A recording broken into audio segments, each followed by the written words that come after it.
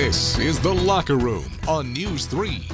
Hello and welcome inside our award-winning Locker Room show, sponsored by your Hampton Roads Chevy dealers. I am Adam Winkler.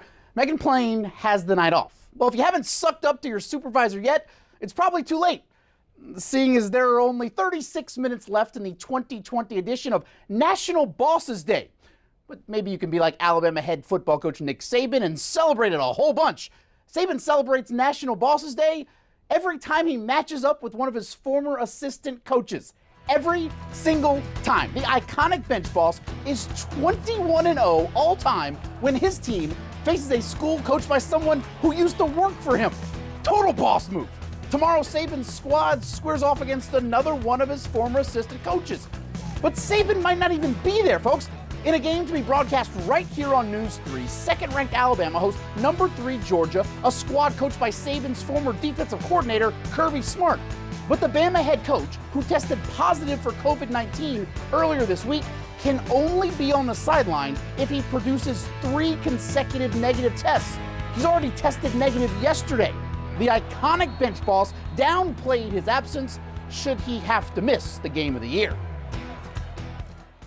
You know, I haven't blocked anybody or tackled anybody, caught any passes, thrown any passes in a game for a long, long time. So, you know, can the players still go out, focus on the game, play the game? It's a big game for them.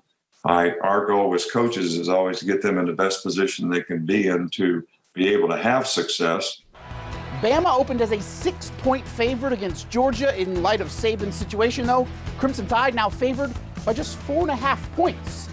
Looking ahead to the rest of the college football season, there are only 3 other games remaining, featuring 2 teams currently ranked in the top 10.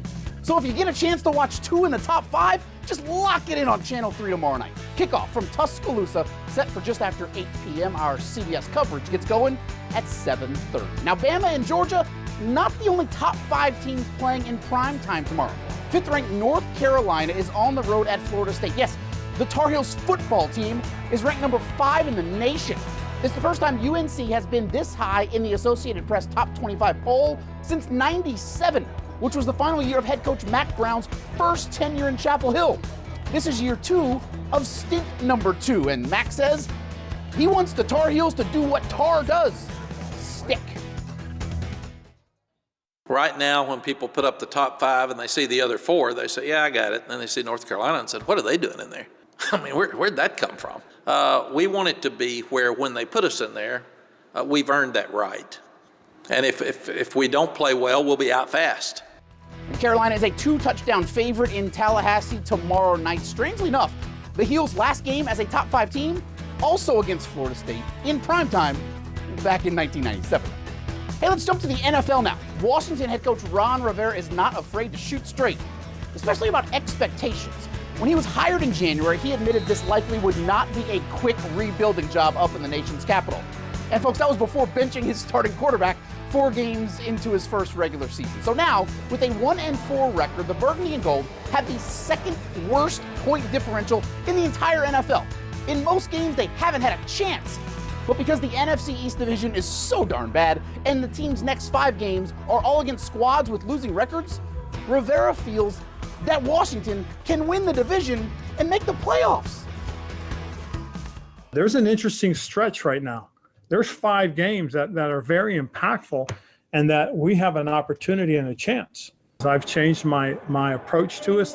A big part of it is looking at the schedule from the beginning, saying these first 4 games are going to be very interesting, but we're developing. These next 4, based on where we are, we have a chance.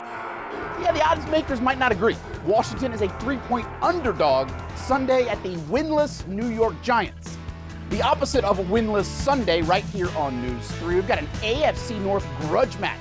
4-1 Cleveland Browns visiting the Pittsburgh Steelers. Cleveland has lost 16 straight games in Pittsburgh. Kickoff set for 1 p.m.